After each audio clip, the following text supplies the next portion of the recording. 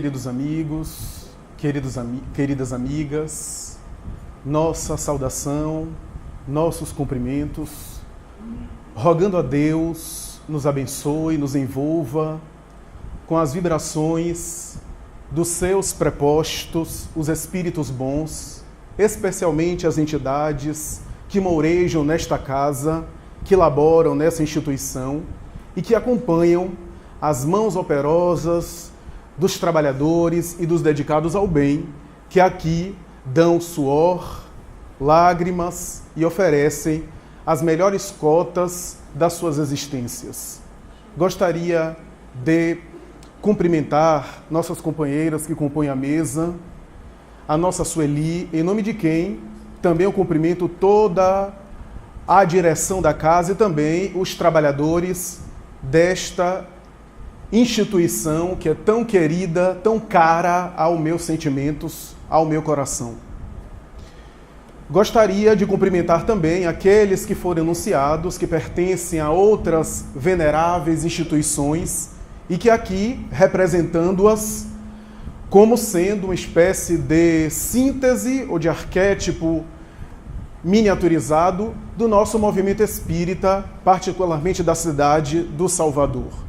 Gostaria de dizer, por fim, da minha gratidão, com a qual eu me sinto honrado de maneira imerecidamente, por estar aqui fazendo parte dessa Semana Espírita, contando com uma elite de oradores, de expositores da sua mais alta magnitude, de estudiosos, que com certeza irão ofertar belas lições de luz para todos nós, desenvolvendo esses temas que norteiam a obra básica da doutrina que abraçamos, da doutrina que professamos, e o bloco monolítico inicial do qual surgiria todo o edifício da chamada filosofia espiritualista, como diz Allan Kardec, a doutrina espírita, a doutrina consoladora dos espíritos. Para iniciar as nossas considerações, recordo-me de uma frase que é atribuída e possivelmente foi realmente proclamada, emitida por Voltaire, o extraordinário filósofo francês, um dos pais da enciclopédia e do iluminismo, costumava dizer que se Deus não existisse, seria necessário inventá-lo. Porque só a concepção, pensava Voltaire, que a princípio foi cético na sua existência, segundo as suas biografias, e mais tarde torna-se maçom, espiritualista e voltado às questões da imortalidade da alma. Talvez, na sua forma de entender, se não houvesse a ideia e a concepção de um Criador que formata o universo, a tese materialista careceria de fundamento e seria incompleta para dar conta do universo conforme é organizado e a vida conforme ele via e observava. Parafraseando Voltaire, poderíamos dizer, nas explicações filosóficas que o Espiritismo apresenta, que se não houvesse reencarnação, seria necessário inventá-la. Porque a reencarnação é uma das doutrinas mais antigas do pensamento humano. É uma das propostas do pensamento mais recuado do ponto de vista da sociologia e da antropologia humana.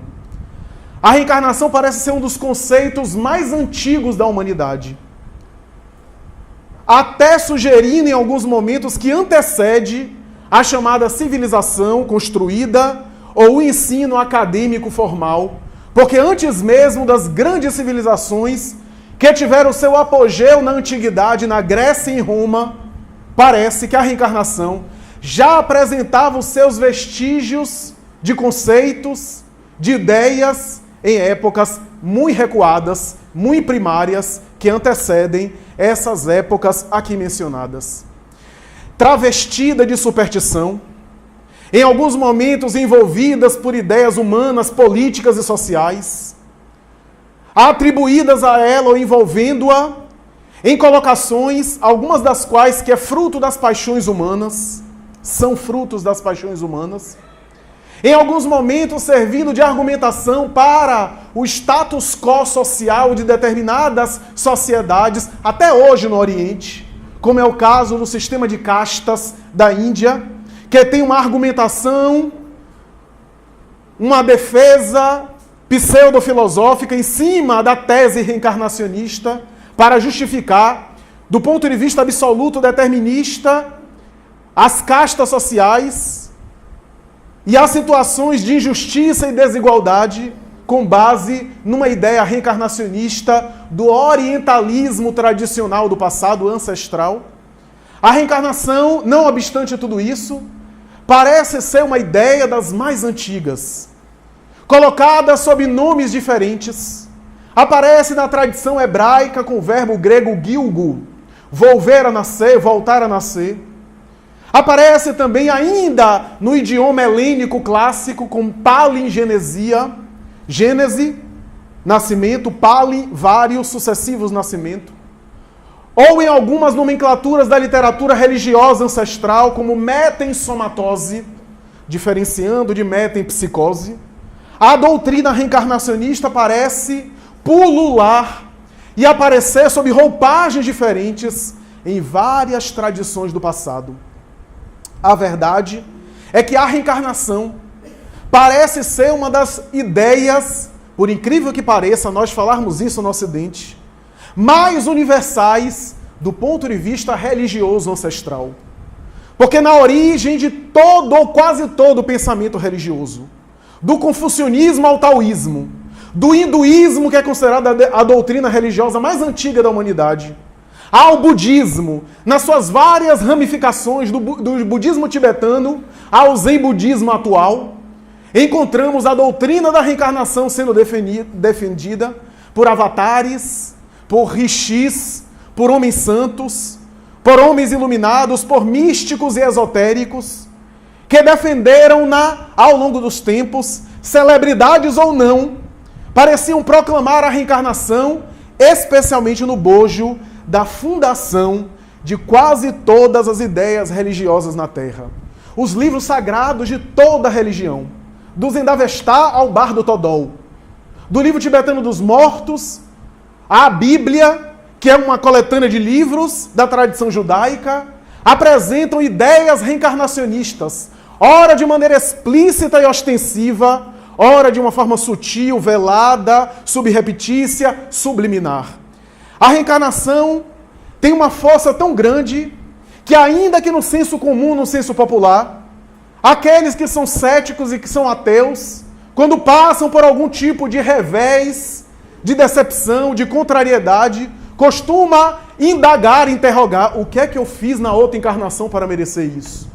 Dando a entender que o inconsciente parece guardar essa memória que o pesquisador Ramendranath Banerjee, o famoso pesquisador indiano, o notável pesquisador e parapsicólogo da chamada memória extracerebral, todos nós guardamos, segundo ele, intuições, reminiscências e remanescentes de experiências pregressas, que ele colocou na sua tese da memória extracerebral. A reencarnação está presente, portanto, nessa tradição que seria fastidioso citar demais. Mas vale a pena aqui mencionar as velhas colocações que nós aludimos à tradição bíblica. Porque no Ocidente cristão, especialmente, há uma tendência até hoje de acreditar que a cultura judaica do hebreu da época do Cristo e antes dele, e mais tarde os cristãos primitivos, era essa cultura, esse paradigma, todo ele averso à ideia reencarnacionista, e a Bíblia seria um livro que traduziria culturalmente essa visão anti-reencarnacionista, o que não corresponde ao significado real, o que não corresponde à história da religião e à própria tradição do cristianismo. A verdade é que, se nós formos examinar na tradição hebraica, é óbvio que o verbete reencarnação não aparece, porque não havia essa ideia, esse verbete. Mas a ideia da reencarnação aparece de uma outra forma, travestida com outra linguagem, com outras expressões, especialmente com o nome conhecido ressurreição, tão caro aos hebreus, que aparece de maneira larga no Antigo e no Novo Testamento. Especialmente quando se fala na ressurreição da carne, a volta do ser à carne, diferenciando para alguns autores, principalmente José Reis Chaves, em uma obra sobre reencarnação na Bíblia e na ciência, ele vai defender que há na Bíblia o termo ressurreição dos mortos, quando o indivíduo reaparece depois de morto, daí Jesus, entre aspas, ressurgiu dos mortos, e ressurreição da carne, quando o indivíduo reaparece na vida física, tomando as vestes de uma carne nova, dando prosseguimento, portanto, ao seu périplo de desenvolvimento material e espiritual moral. Os judeus faziam uma ideia desse processo, mas não tinham uma ideia clara. Não possuíam uma concepção precisa sobre essa ideia. Tinha uma ideia da reencarnação, até porque o próprio Moisés havia estabelecido a tradição de que os filhos pagariam os crimes perpetrados pelos pais a partir da terceira geração, o que mais tarde foi entendido que os descendentes diretos deveriam responder, na cultura patriarcal hebraica, pelos erros que os pais cometeram, que seria uma injustiça e uma falta de lógica. Mas a partir da terceira geração, os filhos pagariam o pecado dos pais, pecado entre aspas, porque a partir da terceira geração poderia ser o próprio ser que voltava neto dele próprio. Essa ideia reencarnacionista, portanto, que está presente e que fez época, foi mais tarde também percebida na doutrina egípcia, por exemplo, que fala, já que Moisés era herdeiro e legatário do pensamento do Egito, das múltiplas vidas. O próprio Pitágoras, que divulgava a doutrina reencarnacionista sob o molde da metempsicose, que nós não adotamos, mas que propagandeava essa doutrina, ele próprio, Pitágoras, que segundo a tradição lembrava de ter sido Hemortimo e Euphorbos, personalidades do passado que inclusive entraram em guerra. Essa doutrina, portanto, está presente na tradição da mumificação, da conservação do cadáver, ideia pálida do retorno do indivíduo à vida física, assumindo o corpo, as joias preciosas e a alimentação, que deveria ser conservada nas pirâmides, nas tumbas cadavéricas, no processo de conservação cadavérica. Sócrates e Platão, traduzido pelos seus discípulos diretos, falavam desse voltar à sombra que era a matéria, para desenvolver o Logos, o Deus interno, sintonizar com o mundo das ideias, e não precisar voltar nesse ciclo de ir e vir das sombras, que o budismo chamava samsara, a roda das reencarnações inferiores. Os pais da Igreja Apostólica Católica Romana, desde Orígenes a Tertuliano, desde Jâmblico a Próclo, desde Porfírio a Santo Agostinho, proclamavam o vir a ser, a transmigração das almas, a ideia de Orígenes principalmente, esse sucessivo voltar. Apenas Santo Agostinho, que foi o teólogo que foi conservado, que não fala de maneira explícita, mas chega a dizer em uma das suas obras, seria crível acreditarmos nas teses de Orígenes, de que antes de eu ser o que eu sou, eu estive no ventre de uma outra mulher? Ele coloca em termos de interrogação, e parece que a teologia dele foi a única que foi conservada entre os pais da patrística romana. A verdade é que homens de alta estirpe, de alto nível intelectual, de um Victor Hugo ao Gustavo Flaubert, de Napoleão Bonaparte, que acreditava piamente ser a reencarnação de Carlos Magno, a Gustav Mahler, o compositor austríaco das grandes sinfonias no século XX, de Immanuel Kant, o grande filósofo da Prússia, que falava que era possível acreditar que depois que as almas têm os seus ciclos completos na Terra, podem transmigrar em outras vidas, em outros planetas. A Giordano Bruno, que tinha ideias semelhantes dessa ordem. De Honoré de Balzac, a Edgar Allan Poe, de Oscar Wilde, até os grandes pensadores da atualidade, a reencarnação foi e tem sido defendida por homens e mulheres extraordinárias. Jesus Cristo abordou a ideia da reencarnação. O homem de Nazaré não pôde deixar, e fez questão de não deixar passar, a tese reencarnacionista, em que pese não ser totalmente compreendida na sua profundidade na época dele, porque a mentalidade humana não tinha condição de suportar os desdobramentos da tese reencarnacionista, mas deixou a ideia em germe, falando ora de maneira explícita, quando em João capítulo 3, versículo de 1 a 12, no diálogo famoso com um dos 70 juízes de Israel, Nicodemos, que ele aborda às escondidas, segundo os melhores autores da tradição cristã, porque Nicodemos, sendo juiz do Sinédrio de Israel, tomemos aqui nas devidas proporções, seria uma espécie de ministro do Supremo Tribunal Federal do Brasil hoje. Conversar com Jesus publicamente seria algo temerário para a sua própria vida. E ele não poderia correr o risco de ter a sua reputação ser objeto de escárnio. E ao mesmo tempo, se ele não ia procurar Jesus ao público no dia, Jesus também não ia submeter-se aos seus caprichos, buscando no Sinédrio, diante das pessoas que poderiam ironizar e banalizar a sua doutrina. A entrevista foi marcada, segundo Plínio Salgado e os grandes historiadores, possivelmente na casa de um dos discípulos, às escondidas, não tendo testemunha, a ponto de Ernest Renan e outros estudiosos da tradição cristã especularem que o diálogo que apenas João registra, porque possivelmente João ficou vigiando a porta, foi escutado pela metade, fragmentado, porque o diálogo já começa Jesus dando a resposta para Nicodemos, dando a entender que as perguntas ou a abordagem inicial, João não havia ouvido. A verdade é que o diálogo começa Jesus falando, em verdade vos digo, é necessário nascer de novo para entrar, para ver o reino dos céus. E o diálogo continua, com algumas colocações que são bastante interessantes. Nicodemos volta e diz, como é possível acreditar que um homem já velho pode voltar ao ventre da sua mãe, voltar ao processo gestacional? E Jesus vai dizer, tu és doutor da lei e ignora essas coisas, porque a tese reencarnacionista era conhecida. Se eu vos falo de coisas da terra, Jesus já estava dizendo ali, o que a doutrina espírita, 18 séculos depois, vai explicar com o mecanismo, que a reencarnação é uma lei da terra também, que tem reflexos na terra. Se eu vos falo de coisas da terra e não compreendeis, como me compreendereis quando eu vos falar das coisas do céu? Isso é dos desdobramentos no mundo espiritual da reencarnação. Jesus se cala então, e Nicodemos se perturba, e ele vai dizer, pois não vos espanteis, pois, de eu dizer que é necessário nascer de novo da água e do Espírito. O que nasce da água, o símbolo da vida material, da vida orgânica para um povo hebreu, e o que nasce do Espírito é Espírito. O Espírito sopra onde quer, não sabe de onde vem, nem para onde vai. E é assim com todo aquele que é nascido da água ou da carne e do Espírito.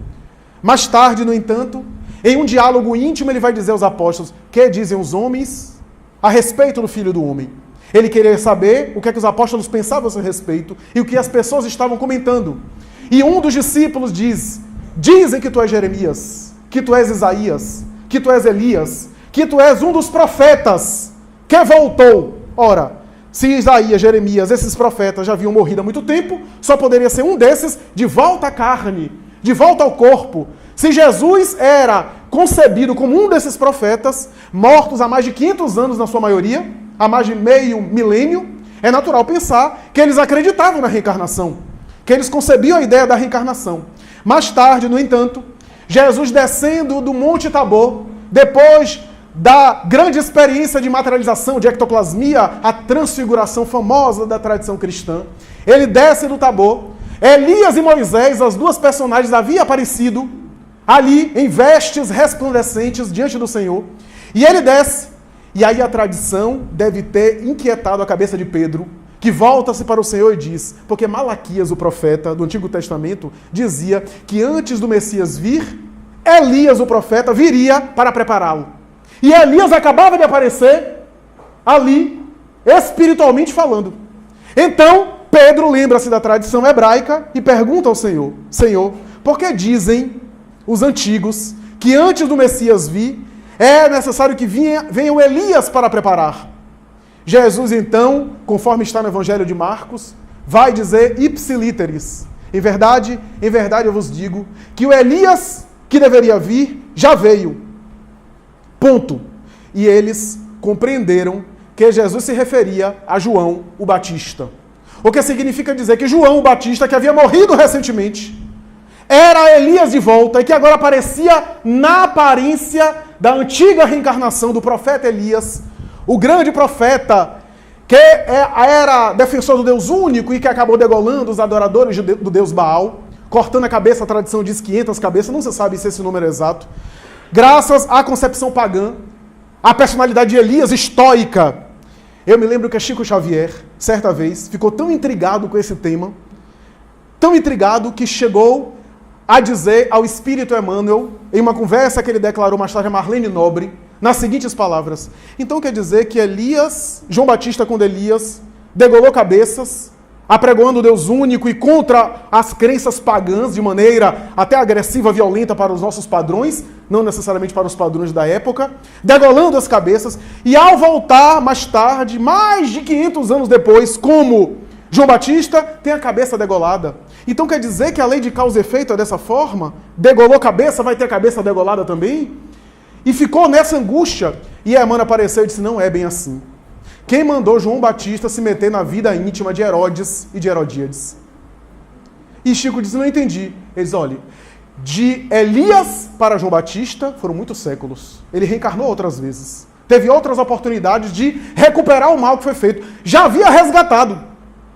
Só que na peça, o antigo Elias, agressivo, forte, austero, ainda vibrava dentro dele. Ele podia falar sobre a verdade, tendo ética, sem se meter na vida privada de ninguém. Mas ele dizia publicamente a respeito de Herodes, é um adúltero, dorme com a própria cunhada, Herodíades, e isso foi gerando a fúria do rei.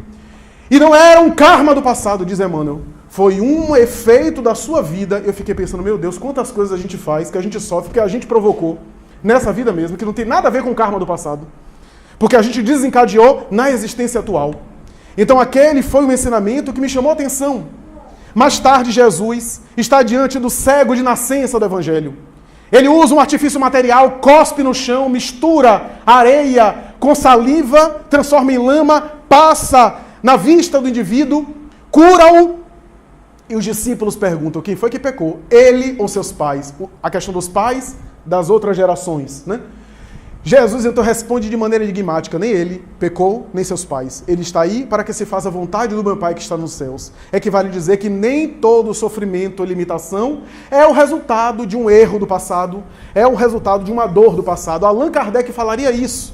Nem todo processo de sofrimento que nós passamos é uma expiação de débitos passados, às vezes é uma prova escolhida para o futuro, para o progresso, com vistas ao desenvolvimento. A verdade é que tanto os cristãos primitivos, quanto mais tarde os discípulos de Jesus, como os neoplatônicos de Alexandria, que misturaram o cristianismo com o platonismo de Sócrates e Platão, acreditavam na reencarnação.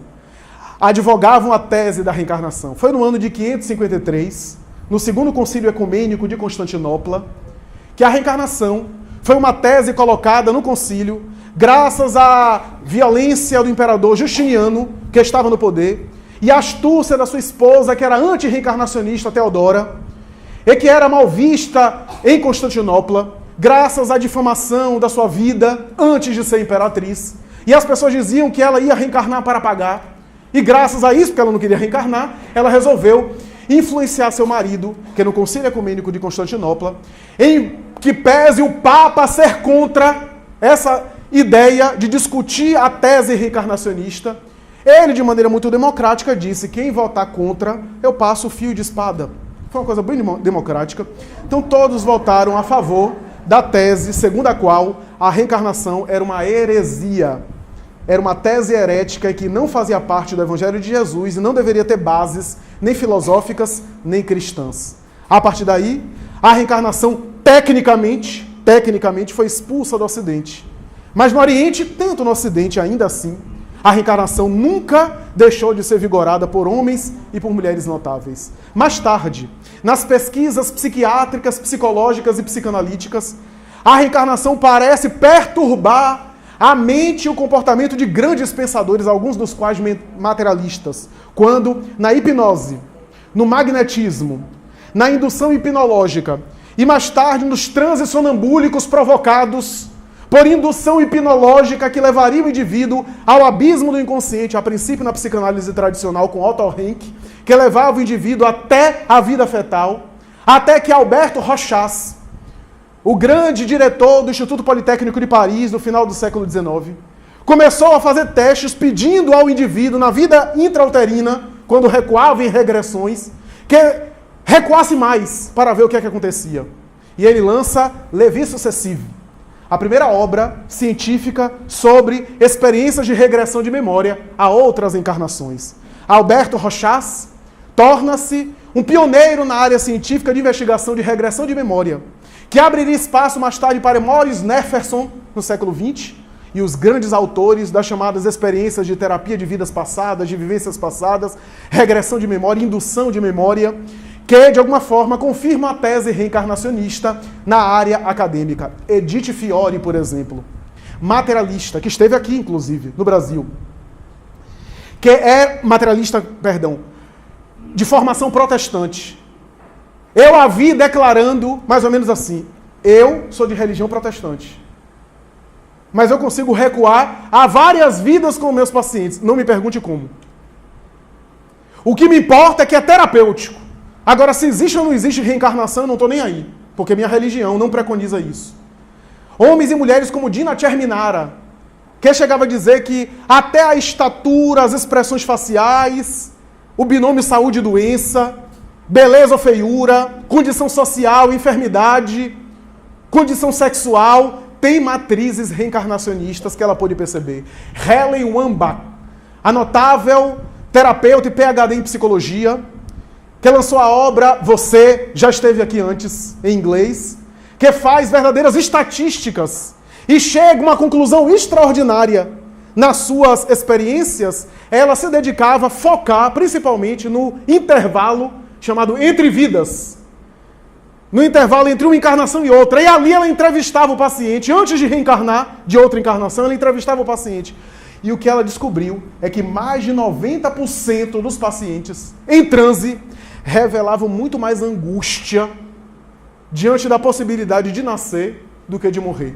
E chega a dizer que nascer parece ser muito mais angustiante do que morrer. Kardec, ela nem leu Kardec, e repetiu algo que Kardec já havia falado.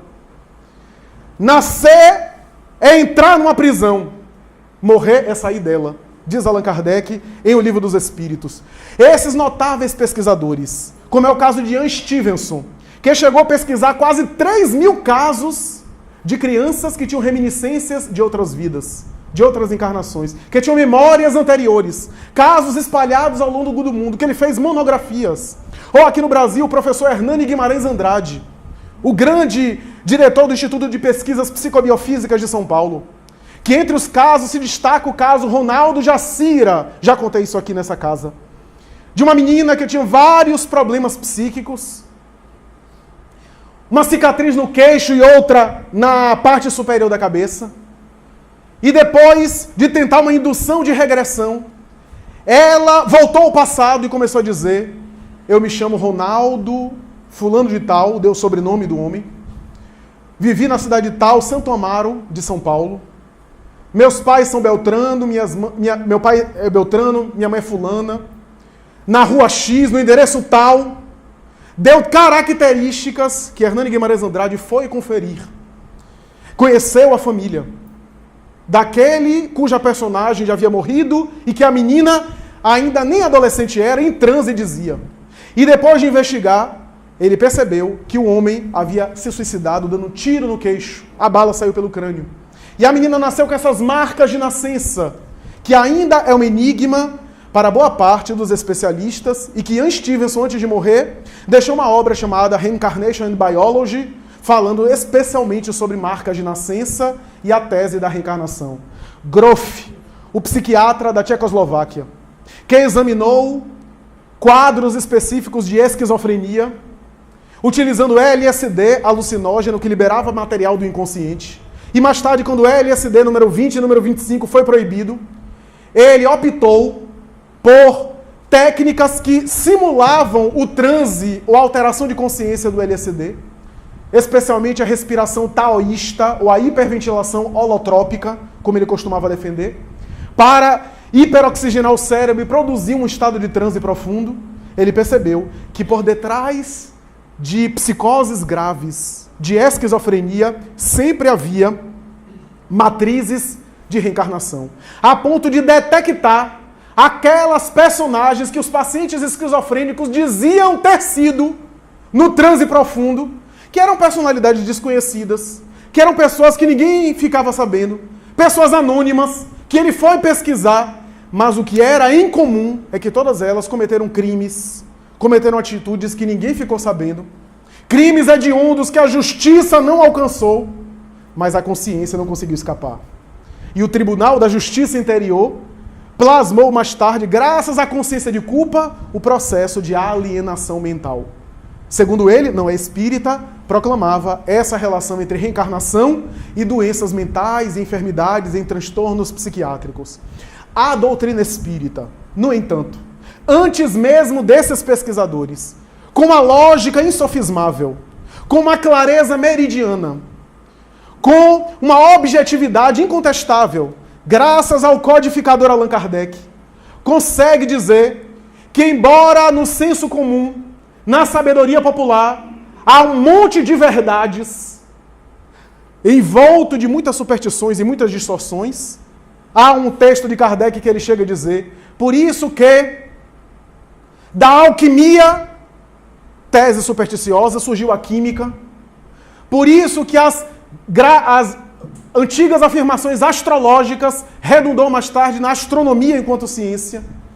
Da mesma forma que uma série de coisas que são supersticiosas, mas que guardam também algumas verdades.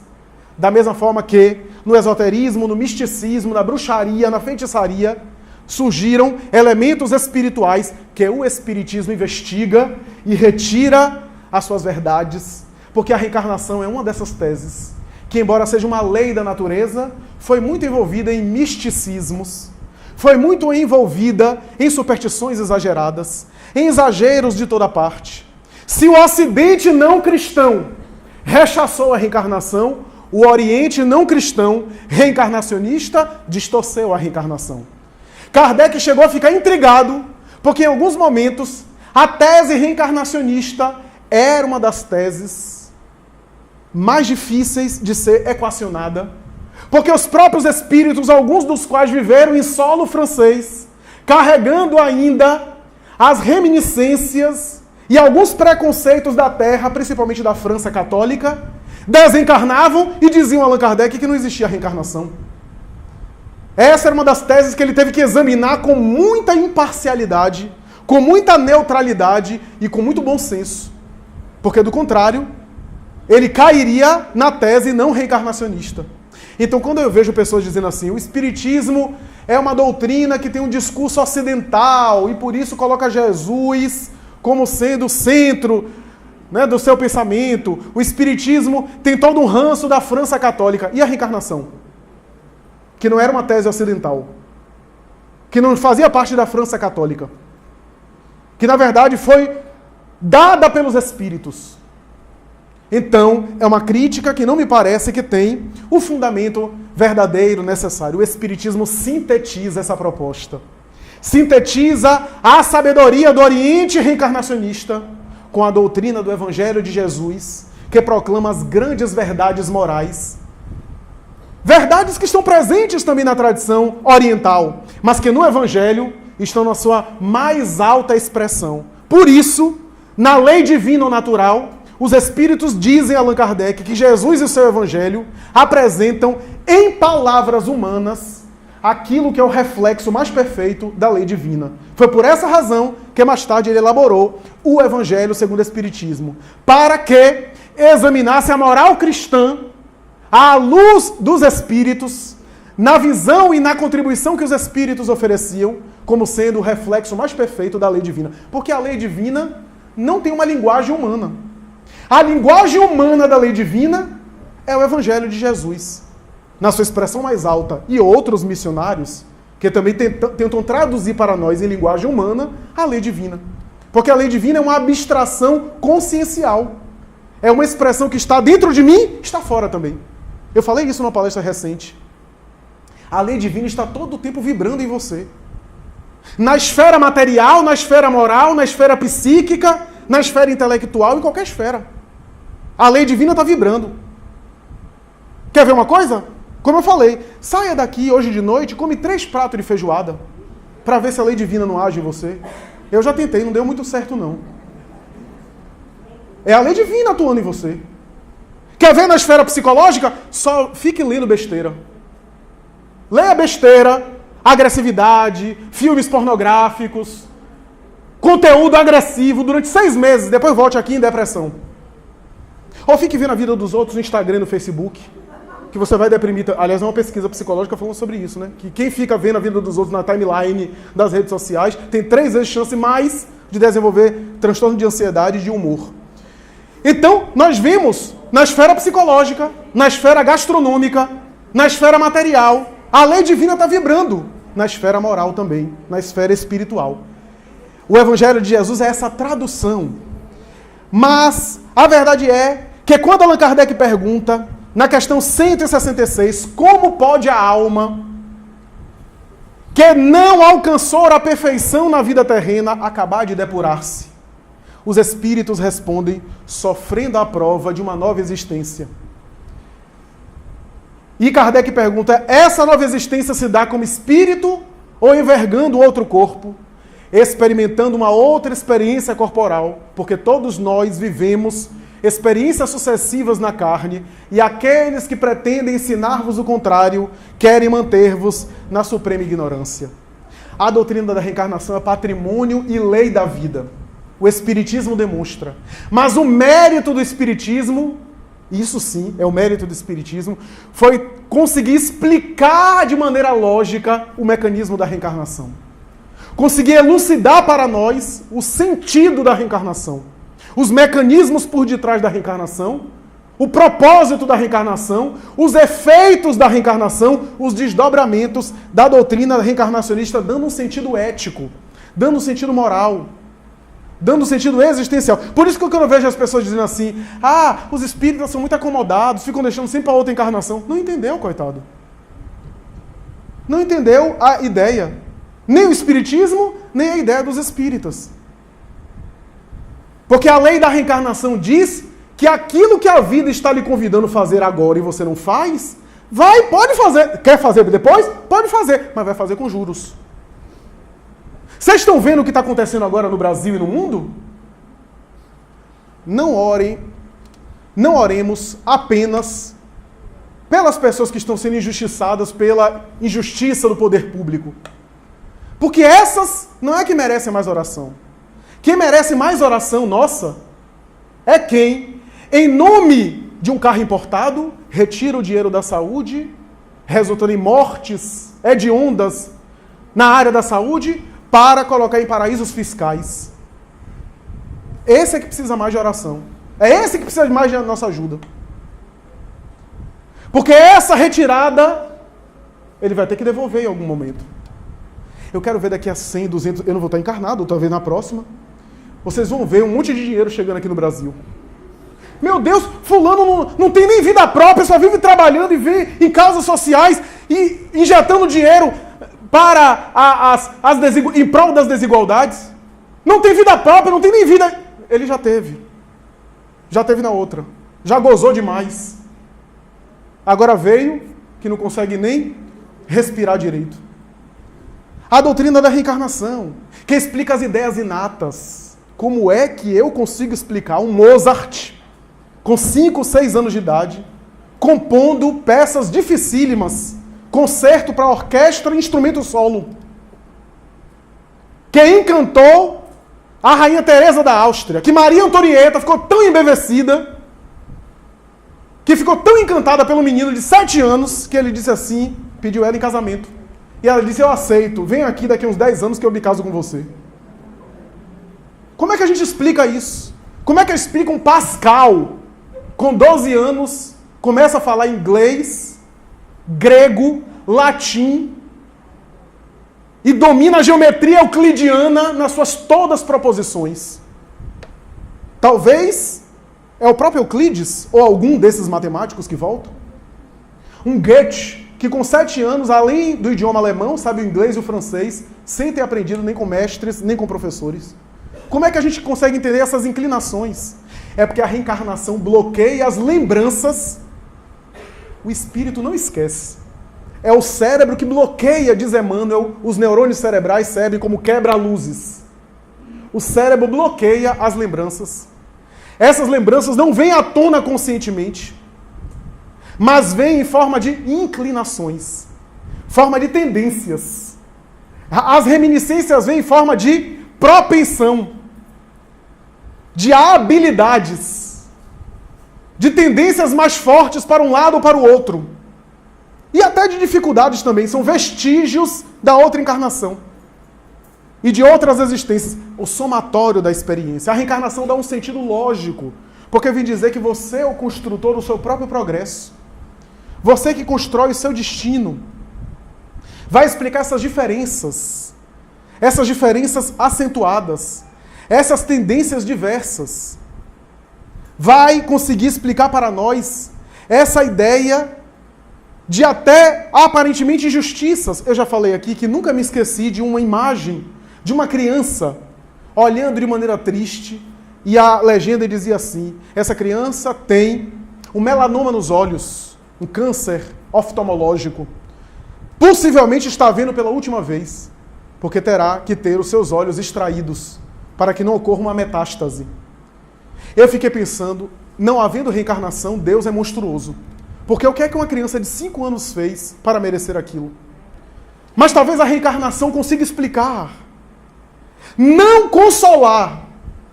No sentido... Porque o consolo não é no sentido de apagar a dor. Se você tem um sofrimento, se você perder um filho, por exemplo, de 5 anos de idade, se você viver uma grande dor, a explicação espiritual e reencarnatória não vai apagar a sua dor, mas vai dar um sentido à dor. Vai fazer você compreender. E você compreendendo, a dor diminui, ainda que não cesse. É essa a ideia consoladora do Espiritismo. O Espiritismo talvez, e a doutrina da reencarnação vai dizer que aquela criança é criança só no corpo. Utilizou talvez mal a visão, para o crime, para os excessos, e ao voltar limitado, estou dizendo aquilo de maneira genérica, é claro, cada caso é um caso, ao voltar limitado, para talvez não se comprometer, quiçá voluntariamente solicitando aquela limitação, para aprender a crescer e a se desenvolver diante do infinito. A reencarnação vem dizer que as limitações que nós passamos exigem de nós o aperfeiçoamento delas, a superação delas, o tratamento, o remédio, se foi o caso, mas nunca se esquecer que os próprios problemas que passamos é também um remédio. Ou pelo menos é parte do remédio. Porque, como diz Emmanuel, as limitações que você tem na Terra são símbolos das limitações internas que você ainda traz. No momento que você superá-las internamente, já não há necessidade mais das limitações de fora, porque você já superou internamente. A reencarnação vem dizer que o esquecimento do passado protege você. Via de regra, protege você. O esquecimento é relativo, Kardec diz isso. Porque muitos indivíduos em recolhimento, em silêncio interior, têm insights, têm intuições daquilo que foram, de como se conduziram. Em emancipação da alma, recobram muitas vezes o passado. Mas no corpo, o corpo bloqueia para o nosso bem, para nos proteger, para nos dar autonomia. Imaginemos você que passa por uma vida tribulada, que tem desgastes, que tem situações públicas que mancham e marcam sua alma. Se você reencarnar e você lembrar de tudo, você vai lembrar também de quem os outros foram. Os outros não vão ter privacidade também, porque você vai saber quem foi quem. As pessoas vão identificar você. Então aquilo que você fez publicamente nunca vai ser esquecido. Por exemplo, ainda há uma intolerância muito grande, de maneira geral, com as minorias. Ainda existe preconceito de toda sorte. E hoje há quase que uma execração de qualquer expressão que possa simbolizar um racismo, uma intolerância racial. E é verdade. As pessoas que dão declarações públicas infelizes dessa ordem ficam marcadas. Agora, você já pensou se uma antiga personalidade do Terceiro Reich, do nazismo, ao reencarnar, fosse identificada por aí? Ia ser lixada publicamente. A reencarnação protege. Porque a gente beija esse indivíduo na condição de uma criança que está tendo uma nova oportunidade, uma nova chance. A reencarnação, portanto, diz isso. É claro que há exceções da regressão espontânea, a equimnésia, ou a regressão induzida, que são casos particulares. Mas não por curiosidade, porque também há muitas superstições. Eu tenho uma amiga, já falei isso aqui, que ela teve uma inflamação nas amígdalas, uma amigdalite, e teve que retirar as amígdalas. E ela acredita que, graças a isso, ela foi Maria Antonieta no passado, que foi degolada. Eu fiquei pensando, se toda pessoa que tiver uma amigdalite achar que foi Maria Antonieta no passado, coitada, que aliás não é vantagem nenhuma, que foi uma mulher muito infeliz, foi infeliz no casamento, sofreu bastante, inclusive a incompreensão da sua época.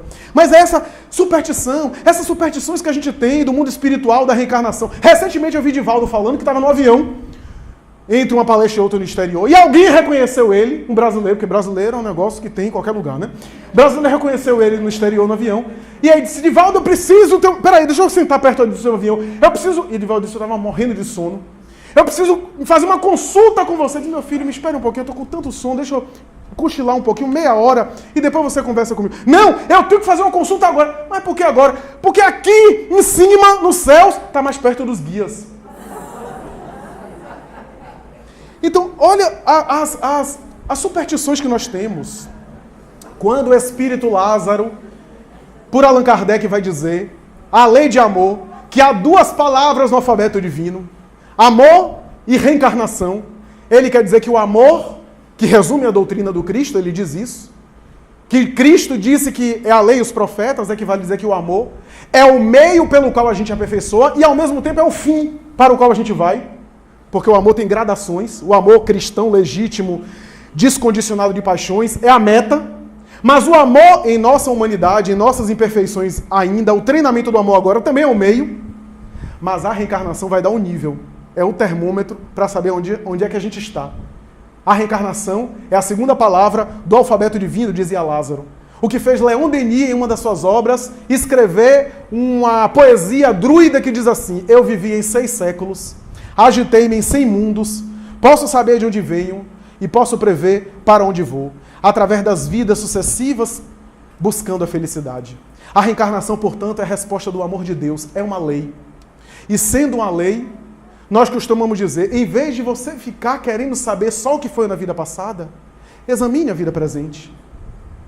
Quais são os seus problemas, os seus desafios? Você tem problemas econômicos? O tempo todo você está, volta e meia, se vendo com desafios financeiros. Olha a vida passada aí. O seu problema é afetivo, é amoroso, é conjugal. Olha a vida passada aí. O seu problema é emocional. A vida passada de volta. O seu problema é um desafio intelectual. É um desafio de saúde. A sua saúde é sempre precária. Olha a vida passada de volta. Sua vida passada está aqui agora. A sua reencarnação anterior, exigindo que você enfrente. Eu já contei aqui que Elias Barbosa, o grande doutor de Minas Gerais, amigo de Chico Xavier, certa vez viu no seu consultório um mendigo, porque às vezes a gente só se preocupa com a miséria material, e a miséria do espírito, e a miséria moral.